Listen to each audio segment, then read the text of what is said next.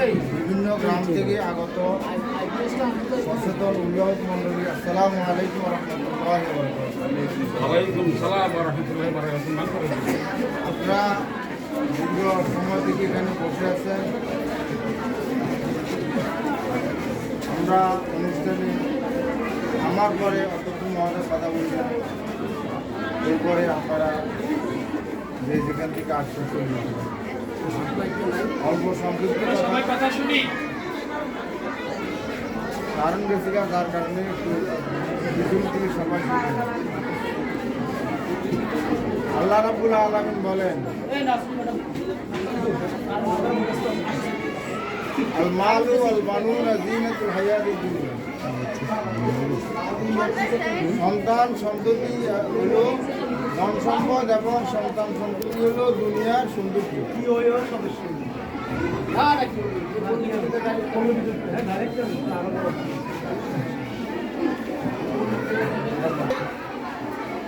আমাদের বাড়িঘর জায়গা সম্পত্তি, আরেকটা সম্পদ হলো আমাদের প্রত্যেকের সন্তান আছে।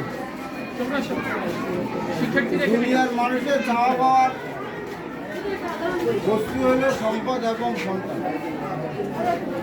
যার সন্তান নাই সে বুঝে যে সন্তান না থাকার কি বেদনা। আবার ওই সন্তানটা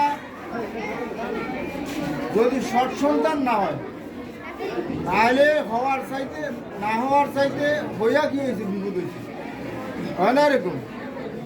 ওই যে পেপার পত্রিকা খুললে দেখা যায় যে ওই মা ছেলেকে গলা টিপি মারিয়ে গেছে, মারে গলা টিপি ছেলে মারিয়ে গেছে, বাপের কর্মী থানাতে জবাই করে দিছে।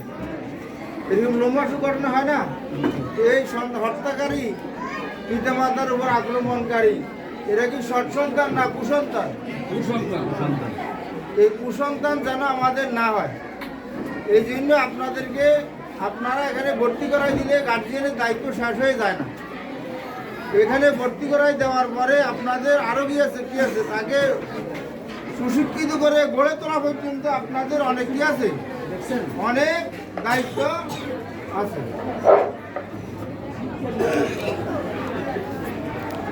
জন্ম দিলে আমাদের দায়িত্ব শেষ হয় না।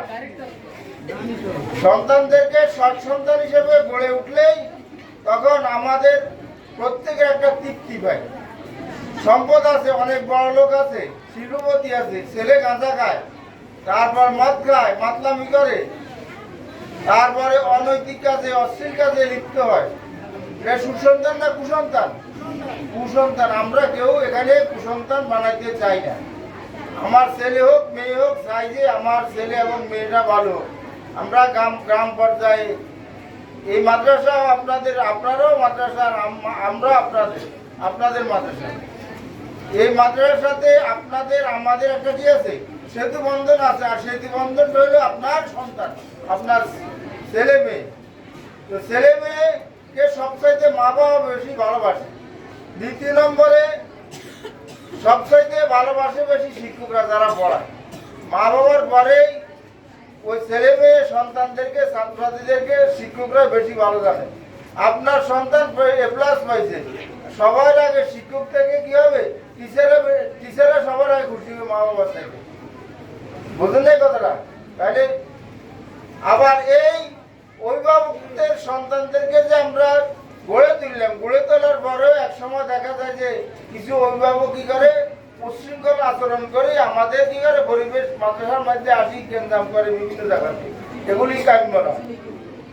কোনো কিছু যদি হয়, কোনো সমস্যা হলে আসি, শিক্ষক আছে, অভিভাবক গার্জিয়ান শিক্ষক আছে, প্রিন্সিপাল হুজুর আছে, ভাইস প্রিন্সিপাল আছে, কমিটির লোকরা আছে, এগুলো সমাধান করবে।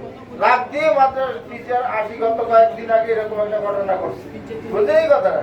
এক্ষেত্রে সন্তানদের, যেহেতু শিক্ষকরা সন্তানদেরকে বা ছাত্রছাত্রীদেরকে সন্তানরা বেশি ভালোবাসে, সেহেতু তারা নষ্ট হয়ে যেতে চাইলে ওই নষ্টের জায়গাটা ঠিক করে দেওয়ার দায়িত্ব হলো শিক্ষকদের। ঠিক না কথাটা?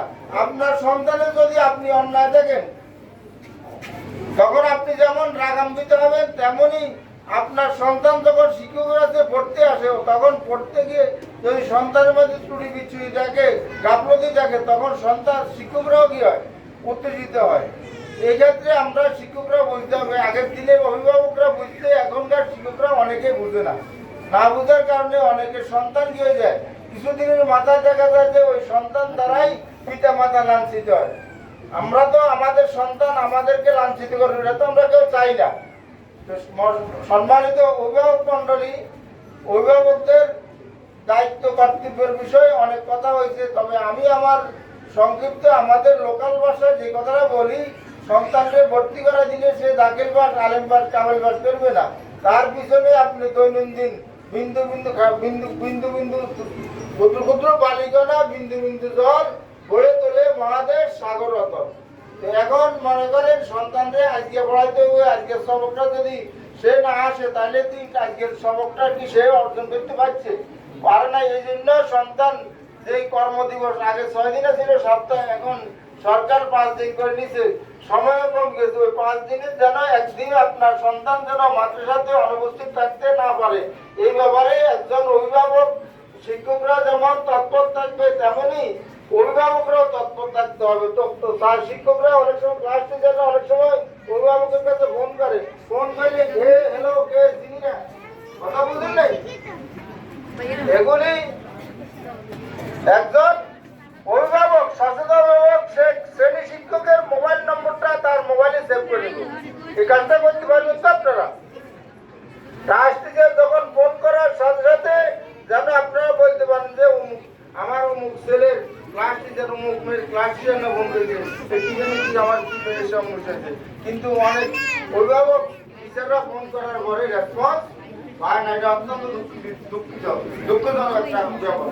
তা আপনারা প্রত্যেকে যারা আগে এখানে আসছেন, আজকে যাওয়ার পরে কয়েকদিন পরে কি হয়, ক্লাস নতুন ক্লাস আসতেছে, আপনার শ্রেণী শিক্ষক বছর বছর ক্লাস টিচার পাল্টানোর সাথে সাথে আপনারা ওই শ্রেণী শিক্ষকের মোবাইল নম্বরটা সেভ করে দেবেন। এরপরে 2 নম্বর, আপনার সন্তানাদির পোশাক আশাক, মাদ্রাসার যে একটা ইউনিফর্ম আছে, এই ইউনিফর্মটা আপনারা রেডি করে দেবেন, এটা আপনাদের দায়িত্ব। একটা সেনাবাহিনীর মধ্যে যদি লুঙ্গি দিয়ে একটা লোক যায়, তারা নিবনি? কথা বলেন না কেন? নিবনি? পুলিশে, বিডিআর এর মধ্যে, আর্মির মধ্যে লুঙ্গি পরা নেব, নিবনি? আর একটা ইউনিফর্ম লাগবে ওই সশস্ত্র বাহিনীর জন্য। তেমনি এই মাদ্রাসা একটা প্রশিক্ষণ কেন্দ্র, এখানেও কি লাগবে? সন্তানের একটা মেয়েদের জন্য সাদা বোরকা, কালা বোরকা, কালা স্কার্ফ এবং কালা মুখোশ, কিন্তু এটা ব্যবহার না সাদা স্কার্ফ, কিন্তু উল্টা পাল্টা করে ছেলেদের জন্য সাদা পাঞ্জাবি, সাদা টুপি, সাদা পায়জামা, এগুলো আপনারা রেডি করে দিবেন, এগুলো যেন ত্রুটি বিচ্যুতি না হয়। এরপরে ছেলে মেয়েদেরকে প্রয়োজনীয় টিফিনের ব্যবস্থা করে, যেমন দোকানপাটে যে খাদ্যগুলি এগুলো ভেজাল, ওই ভেজাল খাদ্য খাইলে আপনার সন্তান কি হয়ে যাবে? অসুস্থ হয়ে যাবে। তার জ্ঞানের